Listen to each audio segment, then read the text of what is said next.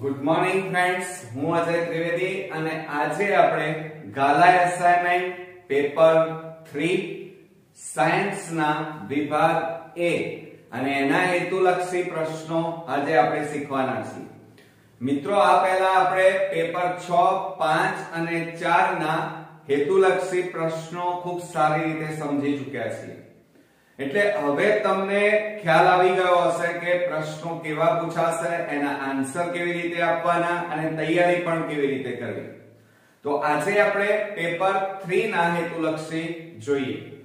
તો અહીંયા સૌપ્રથમ પહેલા વિકલ્પો પૂછાશે અને એમાં પહેલો વિકલ્પ છે કેલ્શિયમ કાર્બોનેટ ને ગરમ કરવાથી થતી પ્રક્રિયા એ કઈ પ્રક્રિયા છે? હવે જુઓ, કેલ્શિયમ કાર્બોનેટ કહે છે એટલે એનું રાસાયણિક સમીકરણ શું થશે? જોજો બરોબર. કેલ્શિયમ કાર્બોનેટ એટલે એનું સૂત્ર થાય CaCO3. એને શું કહે છે? ગરમ કરવાથી. ગરમ એટલે ઉષ્મા આપવાથી. આ ગરમ કરવા માટેનું ચિહ્ન છે અને ગરમ કરીએ તો કેલ્શિયમ કાર્બોનેટ નું વિઘટન થઈ અને અહીંયા શું બનશે? આપણી પાસે કેલ્શિયમ કાર્બોનેટ એટલે કે CO2 અને પ્લસ કેલ્શિયમ ઓક્સાઇડ છૂટા પડશે. બરોબર? એટલે થયું શું? અહીંયા જુઓ, એકમાંથી અહીંયા એક પદાર્થ હતો અને એક પદાર્થમાંથી નિપજ આપણને કેટલી મળી? 2 નિપજો મળી. અને જ્યારે એકમાંથી 2 નિપજ મળે તો આ યાદ રાખજો, હંમેશા એ વિઘટન પ્રક્રિયા હોય. કેવી પ્રક્રિયા હોય મિત્રો? વિઘટન. એટલે બી વિકલ્પ આપણો સાચો જવાબ છે, વિઘટન. હવે બીજું કે અહીંયા આ સિવાય આપણને સંયોગીકરણ, વિસ્થાપન અને દ્વિવિસ્થાપન આપેલું છે. તો એના માટે આ એક ખાસ શોર્ટ ટ્રીક આપ રાખજો કે એકા ડબલ. એકા ડબલ એટલે એકમાંથી 2 નિપજ મળવી એટલે એકા ડબલ. અને એકા ડબલ હોય તો હંમેશા વિઘટન પ્રક્રિયા યાદ રાખવાની. બરોબર? ત્યાર પછી ડબલ કા એક એટલે કે 2 પ્રક્રિયકો હોય અને એમાંથી એક નિપજ મળે એટલે કે એકા ડબલ હોય તો વિઘટન અને ડબલ કા એક હોય તો સંયોગીકરણ. કઈ યાદ રાખશો? સંયોગીકરણ. અને ત્રીજું યાદ રાખજો શોર્ટ ટ્રીક કે ઇસકી ટોપી ઉસકે સર. શું યાદ રાખશો? इसकी टोपी उसके सर એટલે એ હંમેશા વિસ્થાપન પ્રક્રિયા આવે. કઈ પ્રક્રિયા આવે? વિસ્થાપન.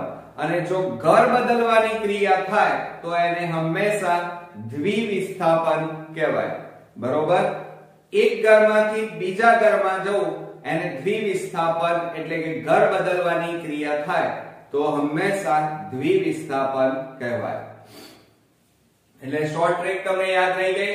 એકા ડબલ હોય તો વિઘટન, ડબલ કા એક હોય તો સંયોગીકરણ અને ઇસકી ટોપી ઉસકે સર તો વિસ્થાપન અને ઘર બદલવાનું થાય તો દ્વિવિસ્થાપન. ઓકે મિત્રો, યાદ રહ્યું તમને? હવે આપણે બીજા નંબરમાં જોઈએ. સાબુમાં હાઇડ્રોકાર્બન સાથે કયો ક્રિયાશીલ સમૂહ જોડાયેલો હોય છે? અહીંયા નીચે 3 ઓપ્શન અને 4 ઓપ્શન આપેલા છે.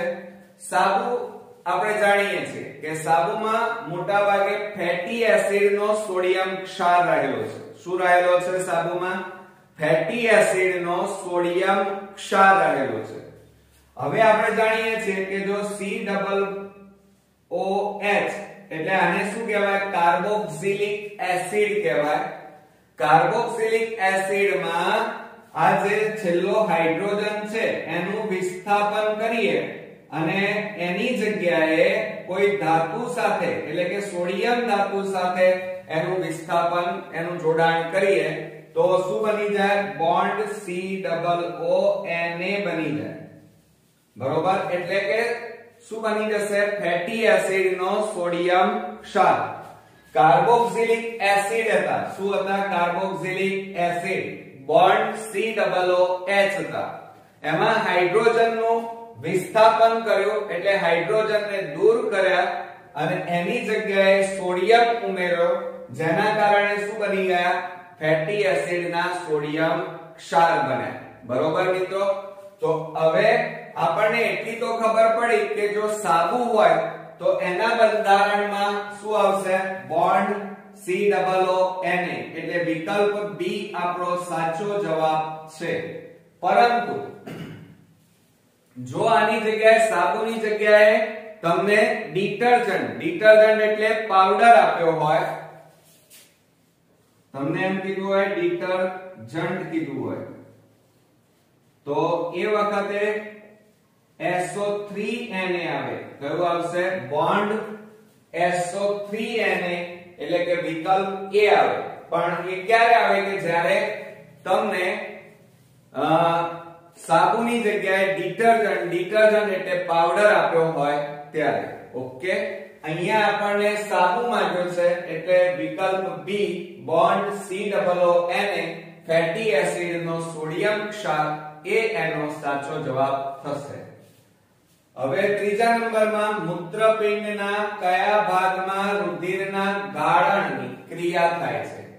રુધિરનું ગાળણ એટલે તમે બધા જાણો છો કે ઉત્સર્ગ એકમની આકૃતિ તમે દોરી હશે, એમાં આ ફૂલેલો ભાગ આ રીતે આપણે દોરીએ છીએ. આ ફૂલેલો જે ભાગ છે એ ભાગમાં રુધિરના ગાળણની ક્રિયા થાય છે અને એ ભાગને આપણે શું કહીએ છીએ? બાઉમેનની કોથળી કહીએ છીએ. શું કહીએ છીએ? બાઉમેનની કોથળી. બરોબર? એટલે મૂત્રપિંડના કયા ભાગમાં રુધિરના ગાળણની ક્રિયા થાય છે? તો જવાબ શું આવશે? વિકલ્પ સી બાઉમેનની કોથળી એ એનો સાચો જવાબ થશે. જો મૂત્રાશય હોય ને તો મૂત્રાશયમાં મૂત્રનો સંગ્રહ થાય. ઓકે, મૂત્રવાહિનીનું કાર્ય શું? તો મૂત્રવાહિની મૂત્રનું વહન કરે. સંગ્રહણ નલિકા શું કરે? એ મૂત્રનો સ્ટોરેજ કરે, સંગ્રહ કરવાનું કાર્ય કરે છે.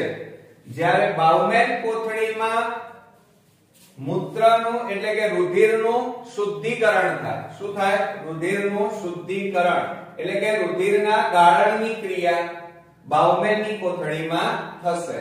ઓકે, હવે ચોથા નંબરમાં નીચેના પૈકી શામાં સૌર ઊર્જાનું વિદ્યુત ઊર્જામાં રૂપાંતર થાય છે?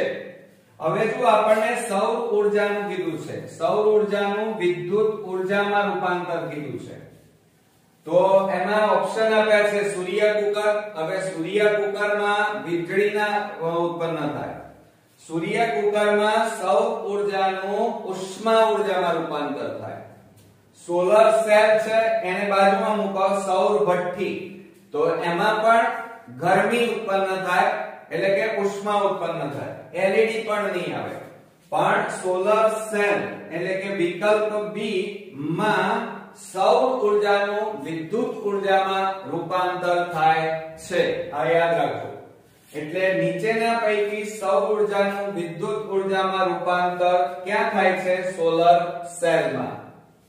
પાંચમા નંબરમાં નીચેનામાંથી કયા દ્રવ્યની પ્રકાશીય ઘનતા સૌથી વધારે છે?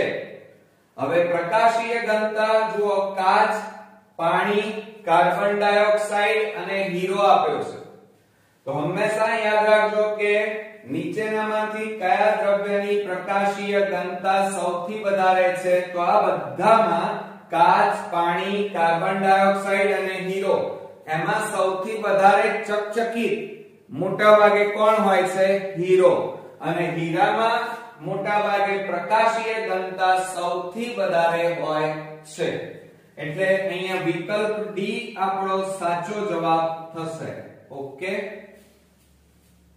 છઠ્ઠા નંબરમાં જોઈએ, પ્રિઝમમાં કયા રંગના પ્રકાશનો વેગ સૌથી ઓછો હોય છે? તો પ્રિઝમમાં આપણે જાણીએ છીએ કે સૂર્યપ્રકાશનું કિરણ આપાત કરવામાં આવે તો નીચેથી ઉપર જતા જાનિવાલિપીનારા આ રીતે રંગોનું નિર્માણ થાય છે. એટલે કે સપ્તરંગી પટ્ટો રચાય છે. જાંબલી, નીલો, વાદળી, લીલો, પીળો, નારંગી અને રાતો. તો આમાં જો પ્રિઝમમાં કયા રંગના પ્રકાશનો વેગ સૌથી ઓછો હોય છે? તો વેગ છે ને એ જાંબલી રંગનો વેગ સૌથી ઓછો હોય છે. આ યાદ રાખજો. જ્યારે સૌથી વેગ વધારે કોનો હોય છે? રાતા રંગનો. આનો રાતા રંગનો વેગ સૌથી વધારે હોય છે. આ યાદ રાખજો. એટલે ફેરવીને આની જગ્યાએ લાલ રંગનું પૂછવામાં આવશે. બરોબર, ગયા પેપરમાં આપણે જોયું પણ છે. અને જાંબલી રંગ છે એનું વિચલન વધારે થાય. આનું વિચલન વધારે થાય. જ્યારે રાતા રંગનું વિચલન કેવું થાય? સૌથી ઓછું થાય. આ યાદ રાખવાનું છે, કારણ કે બીજા પણ એમસીક્યુ આ રીતે પૂછી શકાય. અને માટે તમારે એક સૂત્ર યાદ રાખવાનું. આ યાદ રાખજો, મોસ્ટ ઇમ્પોર્ટન્ટ છે. વેગ ચલે છે 1 વિચલન. આ યાદ રાખજો. શું આપણે અહીંયા લખ્યું? વેગ ચલે છે 1 વિચલન. ઓકે, એટલે વેગ ઓછો હોય તો વિચલન કેવું થાય? વધારે. વેગ વધારે હોય તો વિચલન કેવું થાય? ઓછું. ઓકે, ખ્યાલ આવ્યો ને મિત્રો? આ સૂત્ર પણ યાદ રાખજો. જાની વાલી પીના રા. એટલે પ્રિઝમમાં કયા રંગના પ્રકાશનો વેગ સૌથી ઓછો છે? તો અહીંયા વિકલ્પ ડી જાંબલી રંગ એ આપણો સાચો જવાબ આવશે. હવે મિત્રો આપણે ખાલી જગ્યાઓ જોવા જવાના છીએ. હવે ખાલી જગ્યાઓમાં જુઓ શું આપ્યું છે? ઇથાઇન એ ખાલી જગ્યા પ્રકારનો હાઇડ્રોકાર્બન સંયોજન છે. અને નીચે આપણને વિકલ્પ 2 આપ્યા છે, ઓપ્શન આલ્કીન અને આલ્કાઇન આપ્યા છે. બરોબર, હવે જો ઇથાઇન શબ્દ વપરાયો છે. આ ઇથાઇન, અહીંયા કયો શબ્દ વપરાયો છે? ઇથાઇન. એટલે આપણે જ્યારે બોલીએ ત્યારે પાછળ પ્રત્યય કયો લાગે છે? ઇથાઇન એટલે આઇન પ્રત્યય લાગે છે. કયો પ્રત્યય લાગે છે? આઇન. આઇન નો મતલબ શું થાય? તો હંમેશા કાર્બન કાર્બન વચ્ચે જ્યારે 3 બંધ હોય, કાર્બન કાર્બન વચ્ચે કેટલા બંધ હોય મિત્રો? 3 બંધ હોય તો એ હંમેશા કેવો કહેવાય? આલ્કાઇન કહેવાય. કેવો કહેવાય? આલ્કાઇન. સમજો જરા. અને આલ્કાઇન હોય તો પછી હંમેશા ધ્યાન રાખજો કે આ ઇથાઇન એ કેવા બંધ વાળો? આલ્કાઇન પ્રકારનું હાઇડ્રોકાર્બન સંયોજન છે. કેમ? કારણ કે પાછળ કયો પ્રત્યય લાગે છે? આઇન પ્રત્યય લાગે છે. આઇન એટલે જુઓ, આમાં કયો પ્રત્યય લાગે? ઇન. જ્યારે આમાં આઇન એટલે આલ્કાઇન. આલ્કાઇન એટલે 3 બંધ વાળા કહેવાય. તો અહીંયા ખાલી જગ્યામાં જવાબ આવશે આલ્કાઇન. 8મા નંબરમાં જોઈએ. આધુનિક આવર્ત કોષ્ટકના સમૂહમાં ખાલી જગ્યા તત્વોને નિષ્ક્રિય વાયુ કહે છે. હવે નિષ્ક્રિય વાયુ કોને કહેવાય? તો જેની છેલ્લી કક્ષા, અંતિમ કક્ષા સંપૂર્ણ ભરાયેલી હોય. બરોબર, તો એ તત્વ રાસાયણિક રીતે હંમેશા નિષ્ક્રિય હોય. સમજો જરા. અથવા બીજી રીતે કહીએ તો જો તમે ધરાઈને જમ્યા હોય તો તમે તમારા ઘરમાં ડબ્બા ફેંકવાનું બંધ કરી નાખો. સમજણ પડી? દાખલા તરીકે તમે ઘરે જમી લીધું હોય અને પછી તમારી મમ્મી નાસ્તો આપે તરત જ, તો તમે કરશો ના. તમે ડબ્બા ફેંકશો ઘરમાં? ના. એટલે એનો મતલબ એ થયો કે તમે ધરાઈ ગયેલા છો. એમ જે તત્વ સંપૂર્ણ રીતે ધરાઈ ગયેલું છે એ તત્વ રાસાયણિક રીતે કેવું હોય? નિષ્ક્રિય. ખ્યાલ આવ્યો કે ના આવ્યો? દાખલા તરીકે આપણે જાણીએ છીએ કે આધુનિક આવર્ત કોષ્ટકના કયા સમૂહમાં? તો આપણે 18મા સમૂહની અંદર જોજો. તમે આધુનિક આવર્ત કોષ્ટક જોશો એમાં 18મા સમૂહની અંદર દાખલા તરીકે હિલિયમ, પછી આર્ગોન, પછી ક્રિપ્ટોન, ઝેનોન, રેડોન, આ બધા 18મા સમૂહના તત્વો છે કે જેની છેલ્લી કક્ષામાં 8 ઇલેક્ટ્રોન આવેલા છે. છેલ્લી કક્ષામાં કેટલા છે? 8. અને 8 ઇલેક્ટ્રોન હોય એટલે એનો મતલબ કે છેલ્લી કક્ષા એમની ભરાયેલી છે. બરોબર? અને ભરાયેલી છે એટલે એમની પાસે એક પણ ઇલેક્ટ્રોન વધારાનો પણ નથી કે ઓછો પણ નથી. સંપૂર્ણ એમની બધી જ કક્ષાઓ ભરાયેલી છે. એટલા માટે આ 18મા તત્વના 18મા સમૂહના બધા જ તત્વો રાસાયણિક રીતે કેવા છે? નિષ્ક્રિય છે. ખ્યાલ આવ્યો? તો અહીંયા જવાબમાં કયા આવશે? 18મા. હવે ત્યાર પછી 9મા નંબરમાં જોઈએ, સ્વાદુરસમાં ચરબીના પાચન માટે ખાલી જગ્યા ઉત્સેચક છે. હવે સ્વાદુરસમાં સ્વાદુરસ ઉત્પન્ન ક્યાંથી થાય? સ્વાદુપિંડમાંથી. સ્વાદુપિંડ નામની ગ્રંથિમાંથી સ્વાદુરસ ઉત્પન્ન થાય અને સ્વાદુરસમાં ચરબીના પાચન માટે શું આવેલું હોય છે? લાઇપેઝ નામનો ઉત્સેચક આવેલો હોય છે. કયો ઉત્સેચક આવેલો હોય છે? લાઇપેઝ. યાદ રાખજો. ત્યાર પછી 10મા નંબરમાં જોઈએ, પરાગાસન એ ખાલી જગ્યાનો એક ભાગ છે. પરાગાસન ક્યાં આવેલું હોય? તો તમે બધા જાણો છો, આપણે આવી આકૃતિ દોરતા હતા. તો આ જે ભાગ છે એને પરાગાસન કહેવાય. શું કહેવાય? પરાગાસન. અને એ કોનો ભાગ છે? તો આપણે જાણીએ છીએ પરાગાસન એ સ્ત્રી કેસરનો એક ભાગ છે. અને એના ઉપરથી પરાગનયનની વ્યાખ્યા પૂછાય કે પુકેસરની પરાગરજ સ્ત્રી કેસરના પરાગાસન પર, જુઓ બોલાયું શું? સ્ત્રી કેસરના પરાગાસન પર સ્થાપિત થવાની, પ્રસ્થાપિત થવાની ક્રિયાને પરાગનયન કહે છે. એટલે પરાગાસન એ કોનો ભાગ છે? તો સ્ત્રી કેસરનો એક ભાગ છે. હવે ત્યાર પછી 11મા નંબરમાં કાચનો નિરપેક્ષ વક્રીભવનાંક ખાલી જગ્યા હોય છે. હવે આપણે બધા જાણીએ છીએ કે કાચનો નિરપેક્ષ વક્રીભવનાંક આપણે ગયા પેપરમાં જોયું છે, પેપર નંબર 4 માં. એમાં કેટલો આવશે મિત્રો? યાદ રાખજો, મોસ્ટ ઇમ્પોર્ટન્ટ છે 1.5. કેટલો છે? આ સર્વસામાન્ય તમારે યાદ જ રાખવું પડશે. 12મા નંબરમાં જોઈએ તો સૂર્યની અંદાજિત ઉંમરની વાત છે. તો સૂર્યની અંદાજિત ઉંમર વર્ષમાં ખાલી જગ્યા છે 5 કરોડ કે 5 અબજ. તો યાદ રાખજો કેટલી એની ઉંમર છે? 5 અબજ.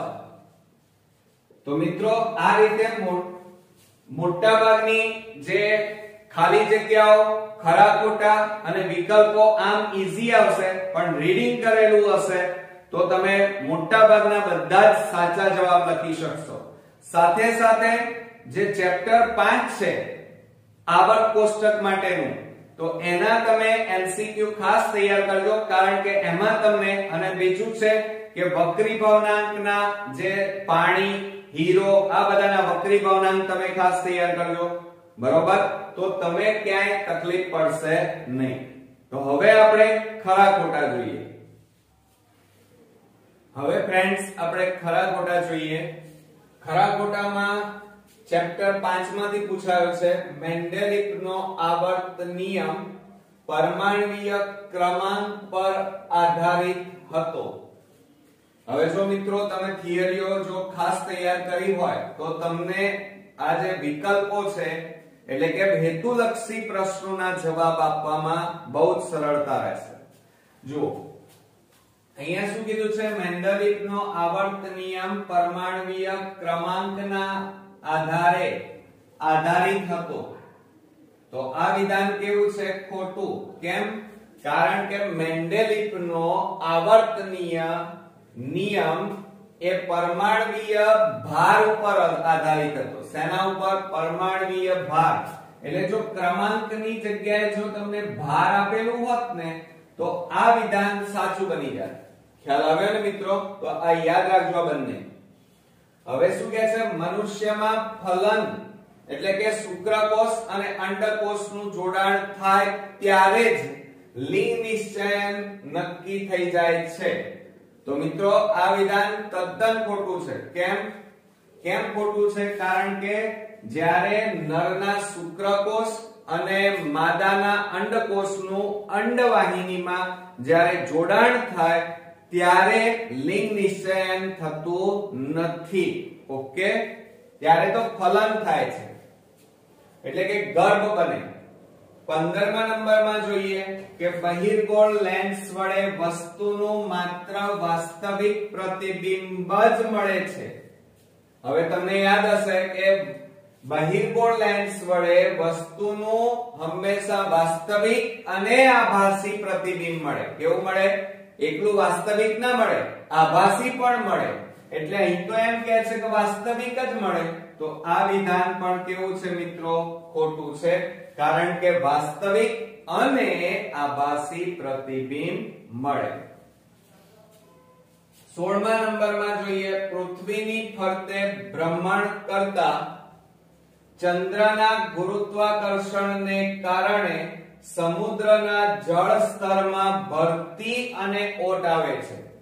હવે જુઓ, ભરતી અને ઓટ ક્યારે આવે સમુદ્રમાં? તો ધ્યાન રાખજો કે ચંદ્રની પૃથ્વીની ફરતે જે પરિભ્રમણ કક્ષા છે એમાં ગુરુત્વાકર્ષણના કારણે ભરતી ઓટ આવે છે. તો આ વિધાન તદ્દન સાચું છે, એટલે અહીંયા આપણે લખીશું સાચું. તો ખરા ખોટામાં જુઓ મિત્રો, પહેલા 3 કેવા આવ્યા? ખોટા. અને છેલ્લું વિધાન કેવું આવ્યું? સાચું. એટલે બહુ ધ્યાન રાખજો કે સાચા જવાબ લખશો તો જ માર્ક્સ મળશે, નહીતર સહેજ ભૂલ 1 માર્ક્સ જતો રહેશે. અને 1 માર્ક્સ આપણા માટે બહુ જ કિંમતી છે. હવે જવાબ કીધું છે માંગ્યા મુજબ જવાબ લખો. અને એમાં 17મા નંબરમાં પૂછ્યું છે ઉચ્ચ કક્ષાના પ્રાણીઓમાં, એટલે આપણે ઉચ્ચ કક્ષાના પ્રાણીઓ કહેવાય જેમાં નિયંત્રણ અને સહનિયમન કરતા 2 તંત્રોના નામ આપો.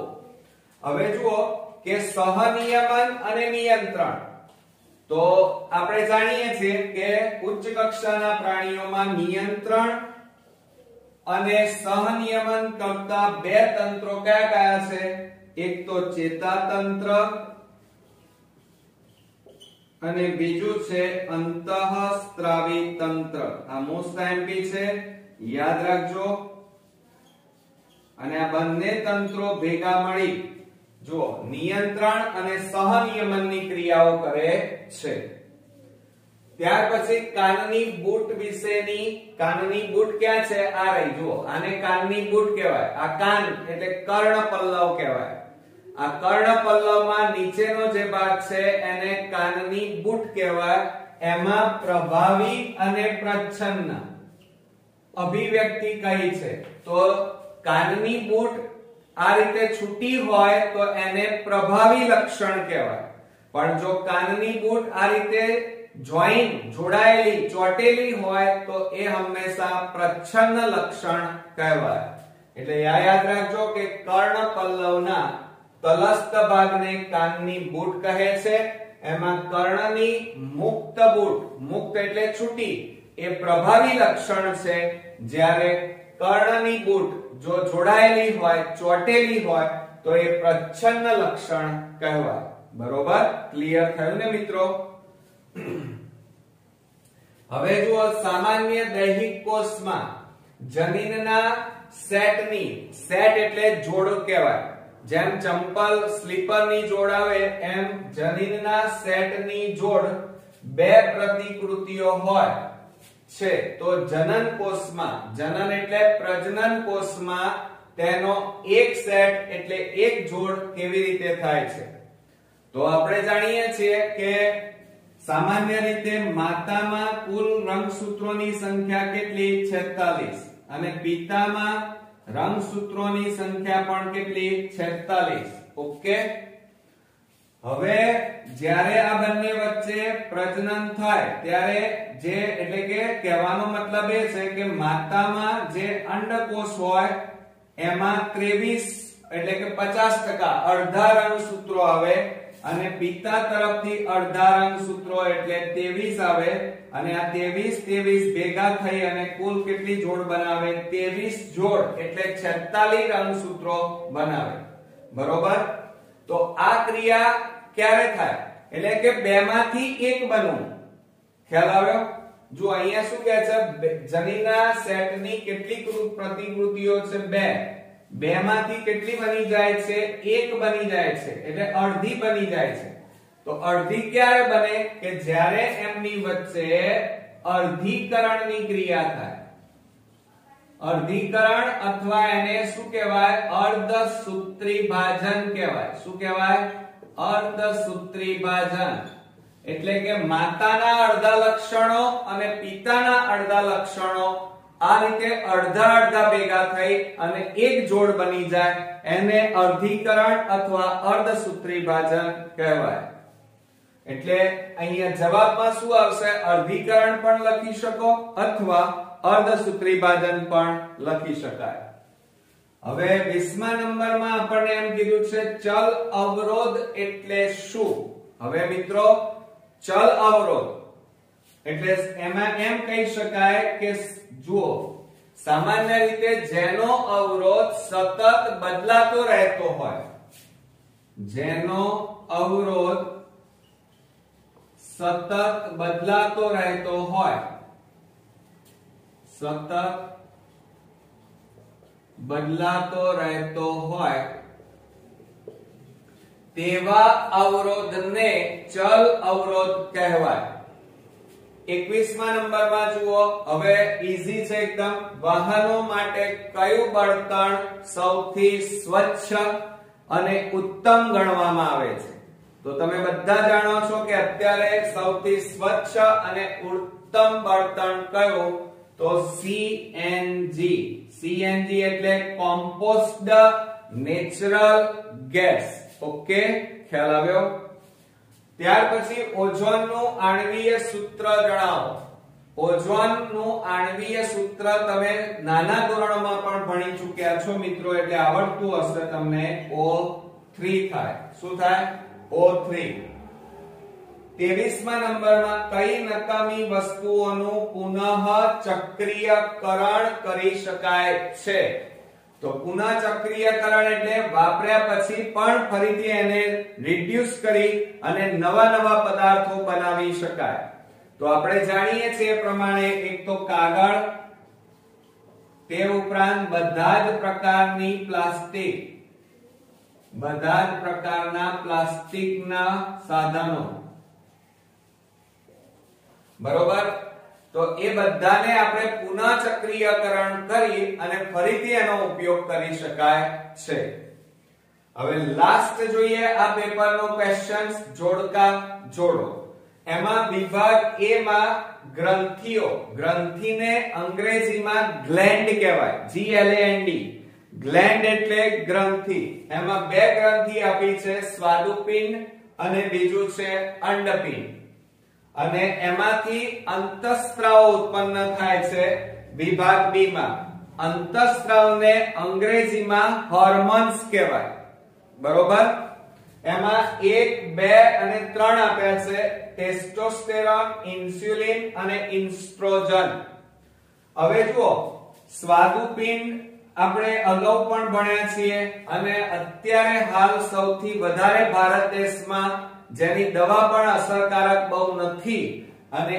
એ રોગ જેનાથી થાય છે એવા અંતઃસ્ત્રાવ તો કયો તો સ્વાદુપિંડમાંથી હંમેશા શું ઉત્પન્ન થાય છે ઇન્સ્યુલિન નામનો અંતઃસ્ત્રાવ ઉત્પન્ન થાય છે અને ઇન્સ્યુલિનની ઉણપથી આપણને ડાયાબિટીસ એટલે કે મધુપ્રમેહ નામનો રોગ થાય છે બીજું હવે અંડપિંડની વાત કરીએ તો અંડપિંડ કોનામાં હોય સ્ત્રી એટલે કે માદામાં જોવા મળે અને અંડપિંડમાંથી કયો અંતઃસ્ત્રાવ ઉત્પન્ન થાય ઇસ્ટ્રોજન નામનો અંતઃસ્ત્રાવ ઉત્પન્ન થાય જે માદા જાતીય લક્ષણો માટે જવાબદાર છે હવે બાકી કયો રહ્યો ટેસ્ટોસ્ટેરોન તો ટેસ્ટોસ્ટેરોન એ નર જાતીય અંતઃસ્ત્રાવ છે અને નરપણા માટે એટલે કે સંપૂર્ણ નર તત્વ માટે આ અંતઃસ્ત્રાવ જવાબદાર છે. આવડશે ને મિત્રો? તો આ હતા આપણા પ્રશ્નપત્ર 3 ના ગાલા એસાઇનમેન્ટના હેતુલક્ષી પ્રશ્નોના જવાબ. મને ખાતરી છે કે તમને આ પેપરના બધા જ હેતુલક્ષી સમજાઈ ગયા હશે અને હવે તમારું કોન્ફિડન્સ પણ ધીમે ધીમે વધતો હશે, કારણ આપણે ઘણા બધા પેપરો અત્યાર સુધીમાં હેતુલક્ષી વિભાગ A ના સોલ્વ કરી ચૂક્યા છીએ અને નેક્સ્ટ વિડિયોમાં આપણે પ્રશ્નપત્ર 2 જોવાના છીએ મિત્રો. બરોબર?